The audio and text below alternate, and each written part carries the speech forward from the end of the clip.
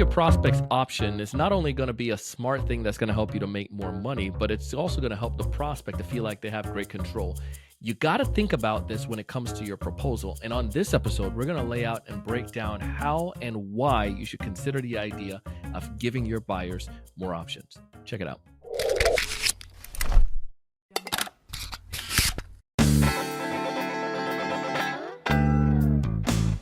Hey, everyone. Welcome to another great episode of the Sales Evangelist Podcast. I'm your host, Donald C. Kelly, the Sales Evangelist. And I'm so excited for another great episode. I am so excited to be here with you today. And on this episode today, we have Mr. Joe Ardeeser on the show. Joe is going to talk to us about Smart Pricing Table. It's a software that he has, and he's a co-founder of the company. But the idea that Joe is going to share with us is more so about options, how critical it is for us as sales professionals to give our buyers options, especially in this economic challenging situation we're in. Buyers want to feel that they're getting a good deal. Can you help them to do so? We're going to break down how, why, and the reasonings behind this concept. If this is your first time listening to the show, please subscribe and share this link with one other person that can benefit from it. Our show is designed to help you as a sales professional and as sales leaders to do two things. One, 3 to 5x sales pipeline, and two, close twice as many deals. If we can help you to do that, we've succeeded. As we dive into the episode today, you'll get a chance to hear these 4 or 5 things that Joe broke down about why they're so important. And a bonus at the end is also a powerful punch when it comes towards your proposals and closing more deals. Let's dive in. Joe, welcome to the show. Good to be here, Donald. I'm looking forward to this, man. I'm excited to chat with you because one of the things that you need to do as a sales rep is not only be flexible, but you need to figure out a way to help your buyers. And I think especially right now in this climate, we need to look for ways that we can provide options and to be more understanding. But you obviously we all need to work and we need to do it. So I want to know how we can provide more options. I'm looking forward to your insights on that. I bragged about you at the beginning of the episode there, but why don't you take a second and tell us a little bit more about what you do? And I believe over at Price Table, you guys do some pretty cool stuff that can help sellers, right? Yeah. Well, my background, Donald, I'm a former agency owner. I had a web design shop for about 12 years. And I actually grew up in sales. I'm excited to be on this podcast because at one point I didn't understand sales at all. And now I love it. It was a journey there. We, as an agency, we had to really become a real company. I had a couple contracts that were just really nice. And when those failed, we had to learn how to sell. Long story short, we needed to create some proposal software when I owned the agency because of some misses in the market. I created what is now today's Smart Pricing Table about 6 years ago, and it's dynamic B2B proposal software. So proposals are my world. Well, this is great. So you know a lot about the options, and I want to just go into straight into the situation here. Many buyers are looking for ways that they can back up 5 years ago, 4 years ago. They had money, or the economy wasn't as challenged, right? And people were willing to spend that money, grow at all costs in many different instances. Now people obviously won't need to grow. They still need their business to thrive, but they are doing it more in a sophisticated way. They're taking their time and they want to make the most economic decision for their teams, right, and for them and for the business. We need to adapt as sales professionals. And sometimes we don't. The adapting, we think it's just like we need to offer a discount. But given options doesn't necessarily mean discount, but it can help us. And this is why I'm fascinated with it. So I want you to go in real quick and just start talking about what do you see right now based on that challenge when it comes to selling? And is that valid, that the options can help with that? Then we'll go into how do we best do this. That's cool. Yeah, well, I think options are hugely important. I think from my own personal experience, I remember talking with a contractor. I wanted to do some electrical work, and we were setting up some generator ideas at my house, and I wanted 3 different options. There was a good, better, best. And I was disappointed when I actually got the proposal that he totally missed that. I didn't have any options. He just gave me one thing, and it really just kind of bothered me. One, because he wasn't listening, right? That's huge in sales. But I also didn't know really my full range, right? And so I think it's options. There's lots of facets to them, but sometimes it's uh, whole new service lines, right? So I'll do this for you, but also just so you know, we have this, and this, right? So that's one part of this is additional services. Another part of optionality is customizing individual services. So maybe going back to the electrician example, maybe if I were to do option A, there's a little bit of configuration I could do on that as well. I also think another one is just the ability to downsell. Now, this is counterintuitive, but I think I remember talking to a recent customer of mine and said, "Hey, I wish our proposal software was dynamic because I just lost a city contract over $300." Right? So $300. $300, and we're talking tens of thousands of dollars, and it was $300. Yeah. When you send a static proposal to your prospect, they assume that's all there is, right? That's just it. That's your offering, and it's a yes or no thing. Optionality, I would rather get $300 less, but get a yes, right? Yeah. Than get a no for my entire budget. Yeah. I'd much rather to get 20 grand than to not get any at all. If instead of 2,300, right, 23,000, yeah, 20,300. I think optionality also can really build trust with prospects, right? If you're saying, look, here's good, better, best, and I'll let you decide. There's something that says, okay, this vendor, this company that I'm working with, they're not just selling me the most expensive, most profitable thing on their side. They're giving me actual options, and so I think there's a trust factor that can come as well from it. Okay. And so how do I so that's one of the first areas there, then going into trust. Go deeper into that. How have you seen that build trust though? Yeah, well, I love Any examples? One of my favorite stories. I've got a great example. I once had a prospect that said, Joe, we've got $25,000 max, so hard max, and we won't meet with you. I'm a big fan. Hold on, we won't meet with you? Yeah. Great intro, right? And I'm a big fan, Donald. I'm sure you've probably talked about this, or you subscribe to the idea yourself, but I'm big into proposal review meetings.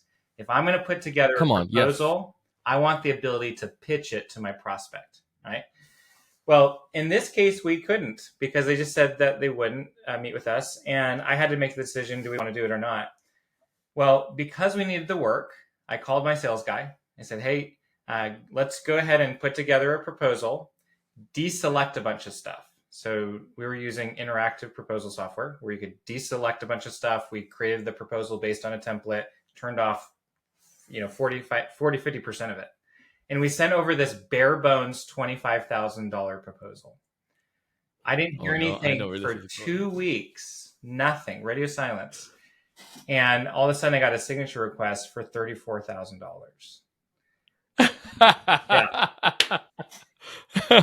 It's so funny how irrational things can be, right? It was like in concrete that it was a 25K max, and yet really what was more important was we actually have more money if we have some agency in the project architecture, like putting things together, right? All of a sudden, because they could turn things off and on, right? That's just a huge trust builder. I have a certain degree over scope and budget, whereas this other proposal, I got nothing. Right? That is absolutely amazing. I feel that more and more sales professionals would really like more and more deals could be increased, because in that scenario, go back to the trust, it gives me as the buyer confidence. I mean, gives me as a buyer to feel like I'm in true control. and that I can make the decisions. And it's not you limiting me. It's like when I go to a restaurant and they put the automatic 18% on there, I'm Right. like, all right, I get it because I was a server, but do you know that I was going to give you 20? So like, and I think, with that option that you're saying, like giving me some options, give me the latitude and not just like pigeonholing me. You're guaranteed to get more money. But Yeah. love it. Great point, man. Yeah, and I actually saw All it. right. So some people freak out about giving customers options. They think, well, maybe they'll deselect some stuff. Well, don't make it selectable. Okay, if it's Yeah, mission critical, don't make it selectable. But I exactly. found running my own business for many years using this methodology. We actually went from, uh, well, I won't say the dollar amount, but basically it was like a 40% increase of average project You're price. kidding. Right. We would always include a section called additional items for consideration. And I can't tell you how many times people would click on things. I love this. It's such a genius idea. And it's not like you're taking advantage of people. It's just like it's a grocery store. I mean, I go in there and freaking I'm checking out, and I never had plans to get a Snicker bar, but the Snicker bar is there. It's like Yeah. calling my name. So, Well, Donald, I think it's oh my goodness. like if Donald, if you're selling me on additional $5,000 on my project, then you're a sales guy. Yeah. But if Yeah. I'm checking a box on a proposal that has flexibility, then that's prudence, right? Yeah. It's self-selection versus selling. When the prospect can do it themselves, man, it's a game changer. I love it. Love this. I want to also talk about the customer loves control. Talk to me a little bit more about that. Yeah, I think it's both budget, and their desire, right? So you can think through, a lot of times what will happen in these sales engagements is you have a point of contact, but they're going back and they're talking to three or four other stakeholders. And Mm-hmm. and unless you're in some other world that I don't exist in, generally you're not involved in that. They're having those conversations on their team. Well, when Yep. you provide that optionality, and maybe you have six or seven line items, three of them are optional, and then you've got some upsells that people can click on or click on off on different offerings. And I can give a really practical example if you want me to. Please. But just imagine um, all those different stakeholders interacting with a dynamic proposal, and let's deselect this, right? Okay, that got us down to 20,000. I think we could talk to John and actually get a little bit more budget for this. Let's turn that one on. Oh, and we definitely need that one, right? Options also create FOMO, right? If I see something and it's like, oh man, I'm in my own space, no sales pressure from an account executive, and I'm just looking over a proposal. I read an optional item, and I'm like, oh man, we really need social media management. We should check that, right? And that's how on the customer side, it can just go higher and higher without your involvement. Um, so I think that kind of control is a huge, huge distinction. And it's a great way to set yourself apart from the market as well. A lot of times when companies are getting 3, 4 different proposals, a lot of them are fixed. They're just PDFs, or even if Yeah. they're online, they just don't give a lot of options. Yeah. This is good. I can agree with you on that for the control. The the idea also of the upsell, I think you kind of addressed this already. But it does naturally lead, go back to that story you share where people will upsell themselves. And then also on the last point that you just kind of brought up again, I can feel like I can deselect and I can select more. And I think sometimes people like go back to your first example with the trust, someone may have in their mind a preconceived notion like I do need this, but when I think it's in front of them and they can see the what exactly they're getting and the line item, like you're visually seeing it, you did an audible conversation with you on a phone or over Zoom about it, but now they can see it and they have control over that. It makes it naturally easy for them to justify things emotionally at that point, because they're like, well, I guess the newsletter component is going to be helpful for us. And it just is a natural upsell. Like Right. I think just giving them that is great. So Yeah. the not losing the deal idea. This one was something that I also feel is important. But let's back up. Upsell. Any other thoughts you have on upselling when it comes to the options? Well, I'd say I'm a big. This is a little bit off topic. Just a real quick rabbit trail. I think in order to have a really comprehensive proposal with valuable upsells, one of the concepts that I hark on all the time, Donald, is productizing your offering. So many companies, they've got a proposal and you get to the pricing table and it's not a lot of detail. You can't really see how prices are broke down. The idea of productizing your offering is think through all of your business's offerings. Okay. What are the things that you're bringing to the market? Define them well. I like to say put a fence around your work. So what's included, what's not included. And then include upsells. For instance, just a quick example. Let's say that you sell social media management. Defining social media management as a product, so to speak, would be like, the title is Facebook management or profile management or posting or something like that. And then you describe what's included, preferably in like a bulleted list. You might say 5 posts per month.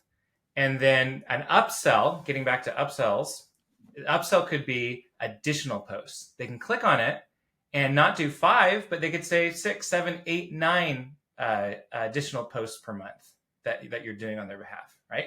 So that's optionality on the line item level. But the big idea there is you can't, productizing your offering is all about creating a catalog.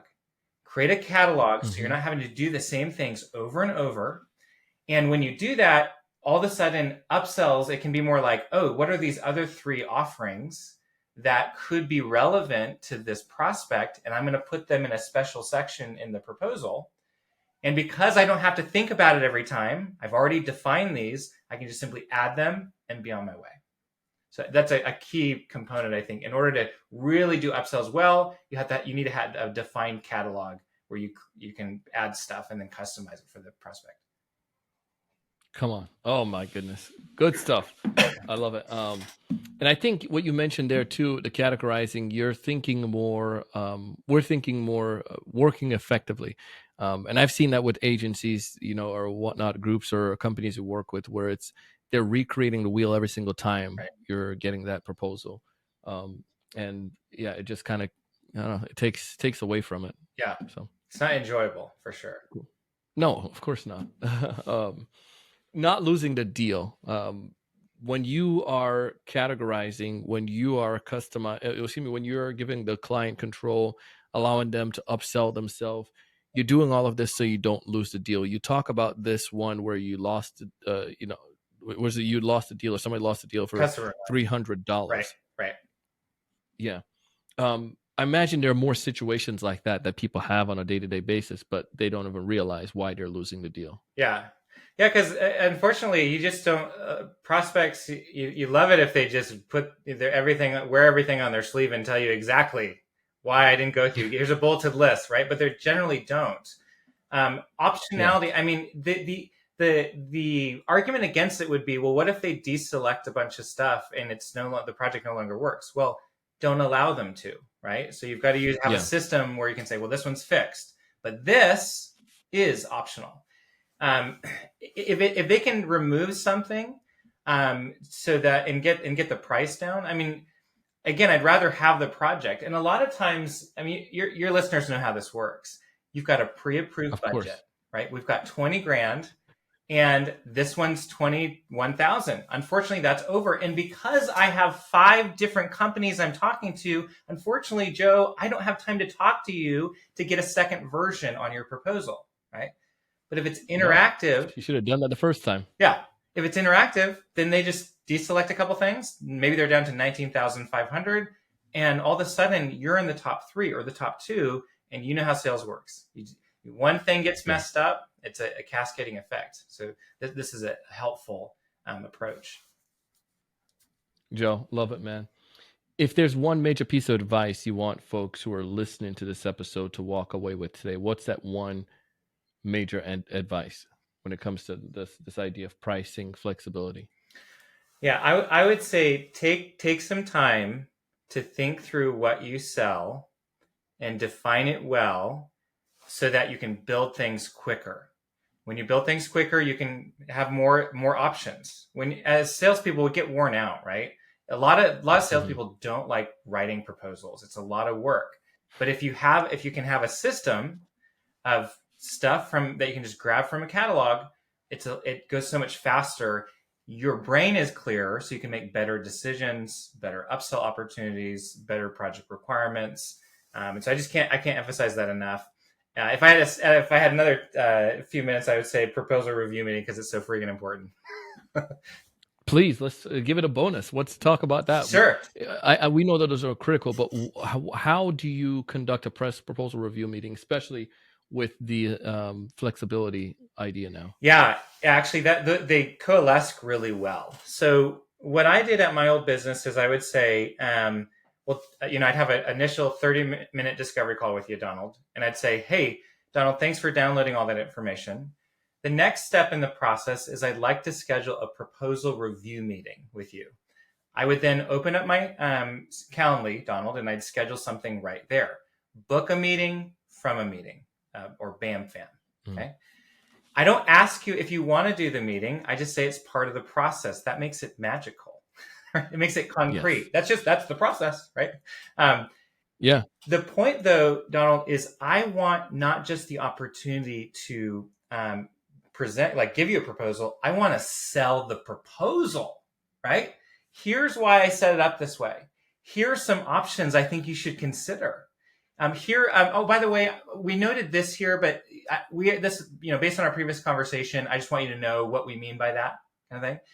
You can overcome objections. You can, and if you're using interactive proposal software, then you can actually check boxes and nail down price, make changes. I mean, it's just so huge. So being able to sell, you'll never get your client, your prospect to interact with your proposal on their own as you can with them on Zoom. I'm just convinced of that. Yeah. Love it, man. Proposal reviews, you got to do them. How long are your proposal reviews? I usually schedule just a 20-minute meeting, just to try. You're trying to make it low bar, and you want them to come, and attendance rate is very, very high because you have something they want. But I try to keep it short if needed, so that they'll definitely attend. Love it, man. If people want to check out to Smart Price Table, how do they go about doing so as well? What's the best way for them to go and check out a demo or check it out in action? Yeah, so smartpricingtable.com.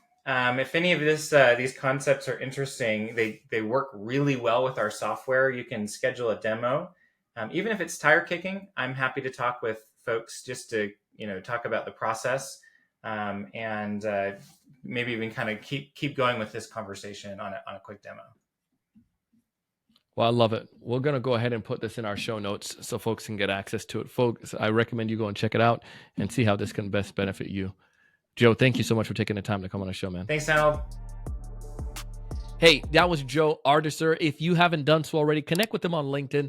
Check out the solution that he's offering and see if this can benefit you and your sales team. We need to make sure that we're not only selling, but selling in an intelligent way. And Joe's going to break that down for you, how you can go about doing so. Again, take this link, share it with one other person. Make sure to check out our sponsors. They're here to help you and give you great value, add to you and to your team. As always, our show is designed to help you to 3 to 5x your sales pipeline and to close twice as many deals. I want you to raise your level of thinking. I want you to go out and do big things. Thanks so much for watching.